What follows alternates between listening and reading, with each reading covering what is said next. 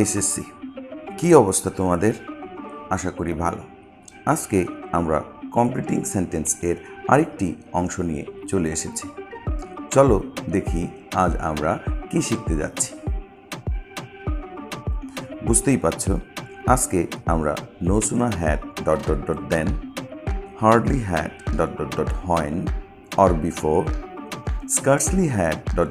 When এর নিয়মগুলি খুব ভালো করে জানব। তাহলে চলো শুরু করা যাক।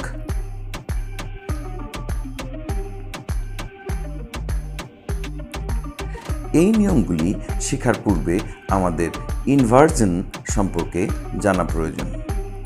ইনভার্জন শব্দের বাংলা অর্থ হচ্ছে উল্টানো অবস্থা। সাধারণত অ্যাসার্টিভ সেন্টেন্স এ আমরা যে স্ট্রাকচার দেখতে পাই সেটা হচ্ছে subject, main verb plus extension, অথবা subject, auxiliary verb, main verb plus extension. এটা হচ্ছে একটা সাধারণ গঠন অ্যাসার্টিভ সেন্টেন্সের।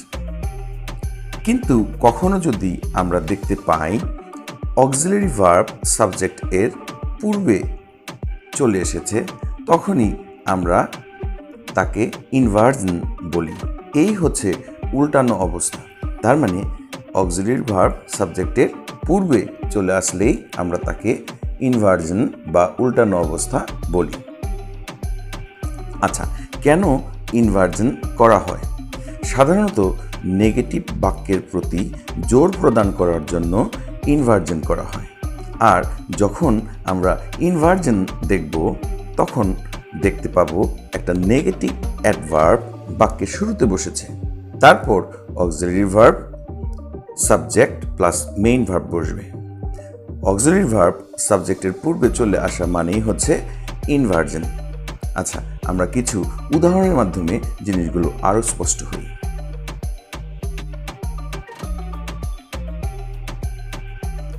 আমরা জানি ইনভার্জন এর সময় একটি নেগেটিভ অ্যাডভার্ব বাক্যের শুরুতে বসবে। সেই নেগেটিভ অ্যাডভার্বগুলো কি কি হতে পারে? Barely, hardly, little, no sooner, never, rarely, seldom, scarcely, nowhere, not once, not only, not until, etcetera. এই নেগেটিভ অ্যাডভার্বগুলোর কোনো একটি যদি বাক্যের শুরুতে বসে, তখনই আমাদের ইনভার্জন করতে হয়। তার মানে অক্সিলারি ভার্বটাকে সাবজেক্টের পূর্বে বসাতে হবে। আচ্ছা, আমরা কিছু এক্সাম্পল দেখি। I shall never do it. এই সেন্টেন্সটা একটা অ্যাসার্টিভ সেন্টেন্স, যার অর্থ হচ্ছে আমি এটি কখনো করব না। এখন এই নেগেটিভ সেন্টেন্সের তীব্রতা বা আরও জোর প্রদান করতে আমরা যদি নেভার নেগেটিভ অ্যাডভার্বকে বাক্যের প্রথমে নিয়ে আসি, তখনই ইনভার্জন হবে। তখন আমাদের কি লিখতে হবে? Never shall I do it. তার মানে অক্সিলারি ভার্ব সাবজেক্টের প্রথমে চলে আসলো, ইনভার্জন হয়ে গেল, এবং এটার অর্থ হবে কখনোই আমি এটি করব না।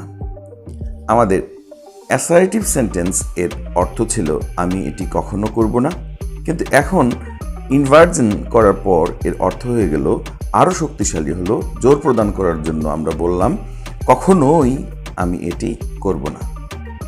আচ্ছা, ঠিক একই রকমভাবে আমরা যদি বলি we had no sooner reach the station then the train left. তার বাংলা হবে যে মাত্রই না আমরা স্টেশনে পৌঁছেছিলাম, ট্রেনটি ছেড়ে গিয়েছিল বা চলে গিয়েছিল।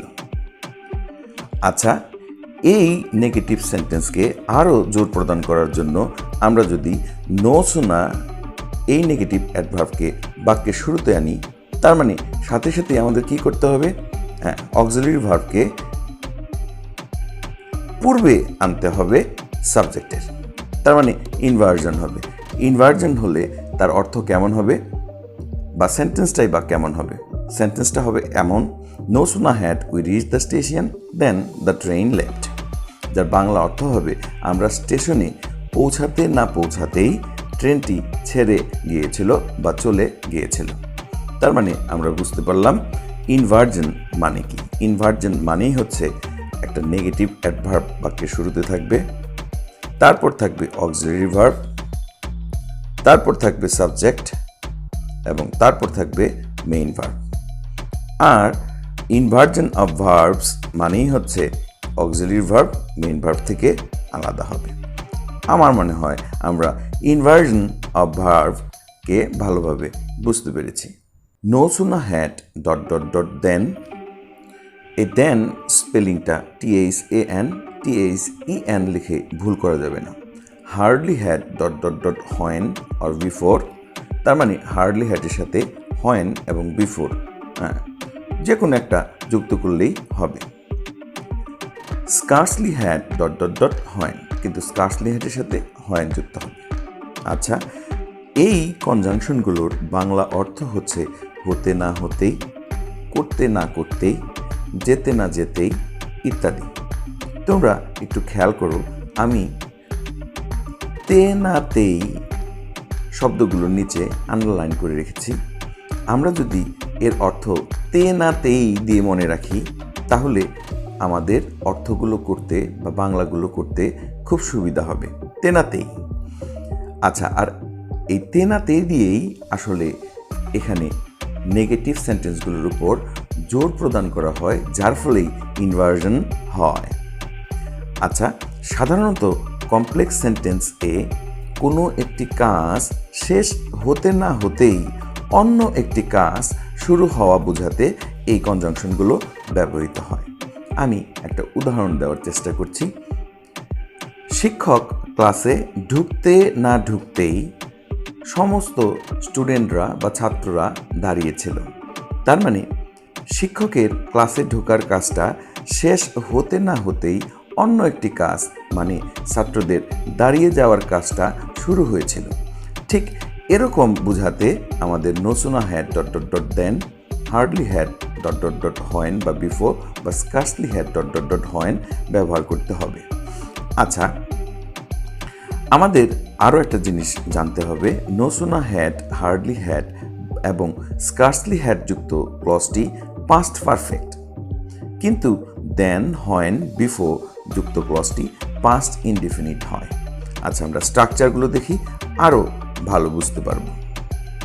স্ট্রাকচারগুলো বুঝে নেওয়ার চেষ্টা করি।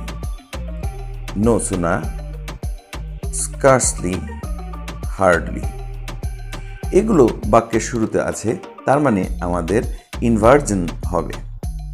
তারপর আমরা দেখতে পাচ্ছি অক্সিলারি ভার্ব এবং মেইন ভার্ব এর ইনভার্জন হয়েছে। প্রত্যেক সেন্টেন্সেই অক্সিলারি ভার্ব এবং মেইন ভার্ব এর ইনভার্জন হয়েছে। আচ্ছা, আর অক্সিলারি ভার্ব মেইন ভার্ব এর মধ্যে বসেছে সাবজেক্ট। এই ব্যাপারগুলো আমরা ইনভার্জন শিখতে গিয়েই শিখেছি। আচ্ছা, টেন্স সিকোয়েন্সটা যেহেতু এখানে হ্যাড আছে, তারপর অবশ্যই ভার্বের পাস্ট পার্টিসিপল তার মানে V3, তার মানে নো সুনা, স্কার্সলি এবং হার্ডলি এই পর্শনগুলোতে আমাদের পাস্ট পারফেক্ট হবে। কিন্তু দেন, হোয়েন বা বিফোর পর্শনে আমাদের পাস্ট টেন্স মানে সাবজেক্ট প্লাস V2 বা ভার্বের পাস্ট ফর্ম বসবে। এই ছিল আমাদের টেন্স সিকোয়েন্স। আমার মনে হয় আমরা এটাও বুঝে গেছি। আচ্ছা, আমরা কিছু এক্সাম্পল অ্যানালাইসিস করার চেষ্টা করি। প্রথম যে সেন্টেন্সটা আছে, no sooner had we reach the station then the train left. আমরা স্টেশনে পৌঁছাতে না পৌঁছাতেই ট্রেনটি ছেড়ে গিয়েছিল। এখানে নো সুনার নেগেটিভ অ্যাডভার্ব রয়েছে, ফলে আমরা হ্যাড এবং V3-র মধ্যে ইনভার্জন দেখতে পাচ্ছি। আর দেন যুক্ত বাক্যের সাথে আমরা V2 মানে ভার্বের পাস্ট ফর্ম বা পাস্ট ইনডিফিনিট টেন্স দেখতে পাচ্ছি। একই রকমভাবে আমরা দ্বিতীয় উদাহরণটা অ্যানালাইসিস করার চেষ্টা করি। যেহেতু হার্ডলি দ্বারা শুরু হয়েছে, হ্যাড এবং V3-র মধ্যে আমরা ইনভার্জন দেখতে পাচ্ছি। আচ্ছা, আর বিফোর বা হোয়েন অংশের সাথে আমরা ভার্বের পাস্ট ফর্ম তার মানে পাস্ট ইনডিফিনিট টেন্স দেখতে পাচ্ছি। Hardly had I finished the book before or when I slept. বইটি আমি শেষ করতে না করতেই আমি ঘুমিয়েছিলাম। Scarcely had I gone there when she left the place.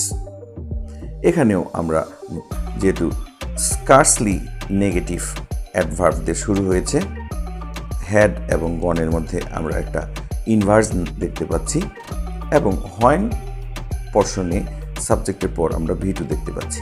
বা আমার মনে হয় আমরা এটা খুব ভালোভাবে বুঝতে পেরেছি এবং সবগুলো সেন্টেন্সই তে না তেই অর্থ প্রকাশ করছে। একটি কাজ হতে না হতেই অন্য একটি কাজ সংঘটিত হয়েছিল এরকম বোঝাচ্ছে। আচ্ছা, আমরা বাকি উদাহরণগুলো পড়ছি না। আরেকটা মজার জিনিস, এ ধরনের কমপ্লেক্স সেন্টেন্সগুলোকে আরও দুইভাবে লেখা যায়। No sooner did he hear the news than he moved to the hospital. No sooner has he heard the news than he moves to the hospital.